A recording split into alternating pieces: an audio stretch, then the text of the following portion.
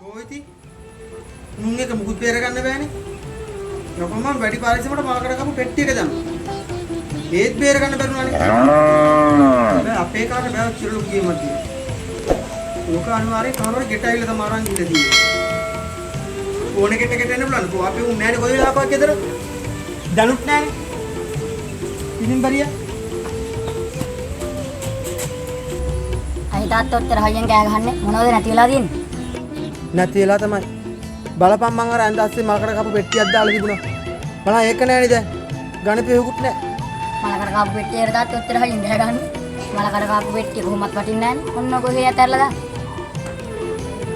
උඹ කොහොමද මම ඒක වටින්නේ නෑ කියන්නේ? උඹ දන්නවද ඒක වටිනාකම?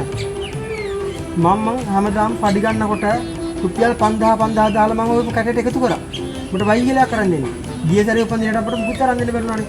ඒ නිසා මේ සැරේ බයිගලයක් තරන් දෙන්න කියලා හිතාගෙන. මම හිතන්නේ ඔක රුපියල් 50000කට තියෙන්නේ නැතිලා. බෝගේ කරුමද මගේ කරුමද මන් දන්නේ.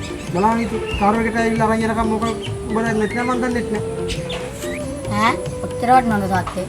දැන් ඉතින් මොකද කරන්නේ? හැමදේම නිත්‍යයි කියලා ඔන්න කොහේ ඇතැරලා දාන්නේ. උඹ නම් කිය. උඹට නෙවෙයි ඉතින් පාඩු.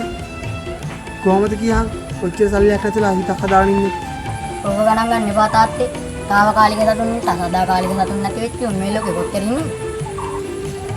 උඹත් දෙන පොරටෝ පොඩි කමට නේ උඹත් ඔය කියන්නේ නේද? උඹගේ මොකක්ද දැන් ඔච්චර නැතුනේ උඹ ඔච්චර ලොකු ටෝක් දෙන්නේ. ඕක දැන් වැඩක් නෑ තාත්තේ. ඔන්න කොහේ ඇතැරලා දාන්න. ඌට නම් ඉතින් ගානක් නෑ. ඕක අතන හරියන්නේ මොකයිද අල්ලුවා. තාත්තේ එංගලේ යන්න හදන්නේ.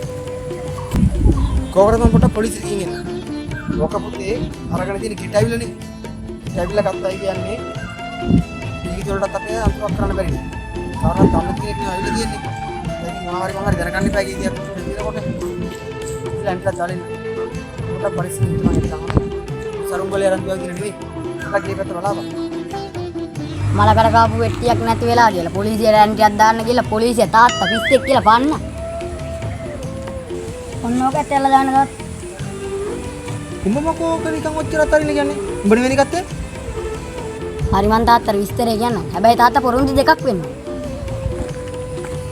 හරි කියම් බලන්නේ නම්බගේ පොරොන්දුව මොකද කියලා. පළවෙනි එක තමයි තාත්තේ තාත්තා මට ගහන්න නැහැ කියලා පොරොන්දු.